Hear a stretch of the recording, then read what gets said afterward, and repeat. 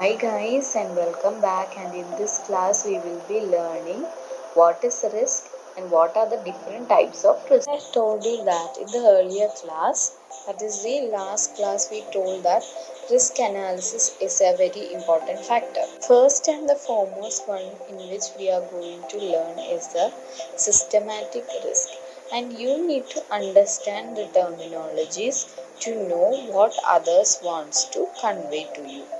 It will be useful while attending an interview or getting a job in a stock market related company to communicate each other by knowledge of the terminologies. Systematic risk is the overall market risk. Systematic risk is a risk that can affect a country's overall market. It can affect the financial part of the country. Overall market means some of the examples we will take here. First is the war. That war means, suppose you think it is World War III, means when that war is happening, obviously what will happen? Our country's financial growth will be disrupted. So it is a systematic risk. This whoever is trading in a stock market, whoever is doing any work in that, all are under systematic risk. Okay, they are all affected with that. Other one is famine, that is you don't have food at all, no water, anything. Next is a disease like COVID. It is a systematic risk. Okay, when these all come, all everyone will be equally affected. The other one is flood and earthquake that is happening. It is also belonging to systematic. Other than all these, we have another risk coming. That is, in 2008 financial crisis we saw, there was a drastic fall. It was said, it was like, news was like housing crisis. Many fraud elements were also there. What happened there was the market as a whole went down. So that is what we are referring to as financial recession. That is also coming under this systematic risk. So every when the market is going as a whole downwards, we can tell it to be, or affecting everyone, you can tell it as a systematic risk. That it can affect anybody, that is, all are susceptible to systematic risk. And the other one is unsystematic risk. So what is unsystematic risk? In order to understand it, we need to take in concern many factors. Then only we can get an idea how much types of unsystematic risk is available. So the example I'll tell you. So these are basically company specific risk. Okay. So suppose while you are entering a company, what are the risks you must face? You must face that all will be in here. This is a case by case risk. We just take an example. Suppose you are investing in a beef distribution company. Say that one day this BJP or any government, for some reason, they are planning what they are planning to do is, they are saying that one day after investing, what will happen is that they are telling you that they are going to ban this one. Okay, will be the result of that banning? Eventually it will affect the stock price to go down. Another example I'll tell you. Another example is the, suppose you think that a company who is having a share marketing is CEO is dying one day. What will happen? It will lead to again a risk. So he is out of the game. That after his death, it is very difficult to be a part of this game. So it is an unsystematic risk. Another one is the union strike. Suppose in a company where you have invested, there is a union strike, means that is also belonging to a unsystematic risk. So these all factors are coming under unsystematic risk. We can't do anything in that. And in that you can see, while it is easy to predict the CEO's death, because what I'm trying to say that it is a risk that you know. So if the CEO is a aged person, you know for sure he is he will be facing death. Okay, so from that you can understand the risk. So it is an easy risk that can be analyzed fast. All these risks like union risk, the companies banning, and all the CEOs death, all these can be analyzed first. So what is the benefit of this? You can easily find the unsystematic risk. By analyzing all these risks, you can understand the probability of this risk, that is when is the time for this probability for this CEO's death and the union strike to happen in this particular company. All those you can analyze by this. Suppose you are investing in a software company, you can know when the probability of this events will be happening. Okay, then it is a good thing to analyze all this. Helps you to understand the risk, but not only risk but also whether it is right to invest in this particular company. Next section we are going to look, but before that let me wrap this.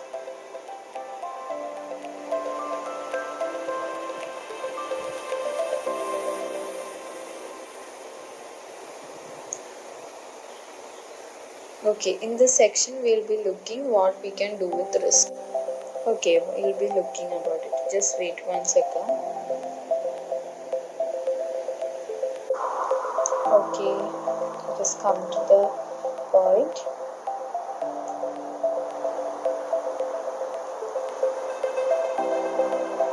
Let me find a way to clear all this. Just 1 second.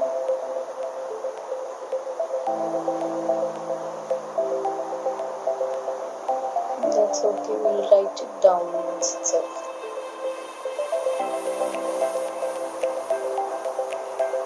Okay, so the next topic we are going to look at what we can do with this risk. Systematic and unsystematic, we found the different types of risk, and now we are going to look what we can do with this risk. So let us look this. How can we use these types of risk? Okay,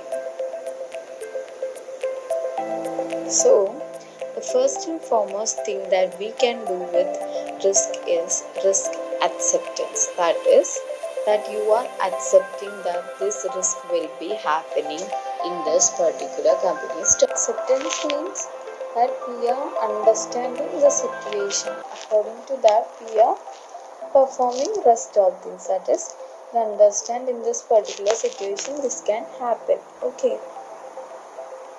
Much amount can be lost from our hand. We all know it. We know that is risk. First one was risk acceptance, and the next one is risk avoidance. It is not a good thing that you are not able to accept it. Okay. Risk avoidance is not that good factor. So you are not willing to accept that particular risk. And what you do is you can completely avoid that investment. It is completely I can avoid that investment. And I can quit from that position. Next, third thing is a clever thing, that is risk limitation. How can we do this risk limitation? It means you know that there are this much probability of risk for, let's take the CEO's death case. So what we will do is we will limit our risk. Means what? We will have suppose CEO's death case means we will have a close monitoring in his health. Okay, it's a beef distribution case. What I'll do, I'll have a close monitoring in the central government. So we know that the risk is there, and what we'll do, we will limit it. So limiting means we will always have an eye on all the factors related to it. And when there is risk coming, we'll just pull our every investments. Okay. And stop loss is a good example for it. And you can keep stop loss. It will prevent from extra collapsing of your investment. There are many strategies other than accepting or rejecting that is like limitation, and many other methodologies to prevent this. And then other than this risk acceptance, rejection, and this limitation, we have another exciting one, that is risk transference. Okay, see, it is risk transference. I think till here it is very clear for you. Okay, the risk in this risk transference, the things that we can do is highly technical. So in this risk transference, you can buy two things. So the first and the foremost one is the put option, and the other one is long option. This put option and long option sometimes will be complicated for you to study. So we will learn in the next section, but before that I'll just give you a rough idea about it, short description of that put option and long option. Before that, this long option which I've given here has got another name, that is call option. For the time being, you learn as call option, because for the exams and all they will ask only that. But when I was working in a company, they were calling it as long option. Okay, most probably for your exam, call option only will be coming, so it is better that you study this itself. It will be good for you to learn as call option, because once you enter for your job or something related to that, only they will ask for long option. We need to learn what is put option, what is call option. So in short, I'll just give you a rough idea about it. Okay, so we'll see it. So I'll just give you a basic idea about this, and you know about futures and options in stock marketing, right? You might have heard about it. In that options, this put option and call option comes. Okay, so we'll have a look through it in short. Put option means it's like a insurance model. Suppose you bought a TCS share. Suppose you think that I bought a TCS share for rupees 1000, and I think there is a risk for it. I need to limit this share, or probability I need to limit. So you just think that I purchase a put option from TCS. So the benefit of this is what? That is, you consider the price of TCS is becoming from 1000 to 900. So there is 100 difference. So what you understand, that is a loss. So while suppose I am purchasing this from, so 100 is a loss here. So you know that this 100, if I am purchasing a put loss here, what will happen is that as this decrease variation comes, the put loss will be increasing. It will be increasing and going. If it is minus 100, always put option will be plus 100. This case is a simple example what I am giving you. It is not in the real life, it won't be happening like that. Suppose I told you that there is 900 difference, so there will be 100 difference, so there will be 100 high will be there. But it is not that necessary that sometimes it is not necessary that this balance should come. Always put option will help you balance, but in the sense not every time. Sometimes loss will be 100 and put option can be 80 or 120 if it is 100. Suppose if I am having rupees 100 and I can even buy 10 case put option. Futures and option in stock marketing is a very good way to make money, but also it can cause high loss. Second part of your course you will be studying in detail. Other one is a call option. It is just opposite to put option. That is, in that what will happen is that you think that a stock price will be decreasing. Okay, so if the stock price increases, you will be in trouble obviously. Okay, case as in TCS case, we'll take as the call options example. You invested for 1000 rupees, and if the price is increasing to 200 means 1200 means there is 200 difference. So when we this Call option and put options are good asset in stock marketing, means they are helping the traders to do well. Okay, so when it is negative 200, what option? Put option will increase. Sorry, call option.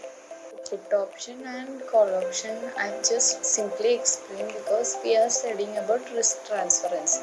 In the coming class we will learn it in detail. Okay, so you don't need to worry about it now itself. Okay, so this much we have learned so far in this chapter, and I think everyone have understood the topics related to risk, what are the different types of risk and everything. Okay, and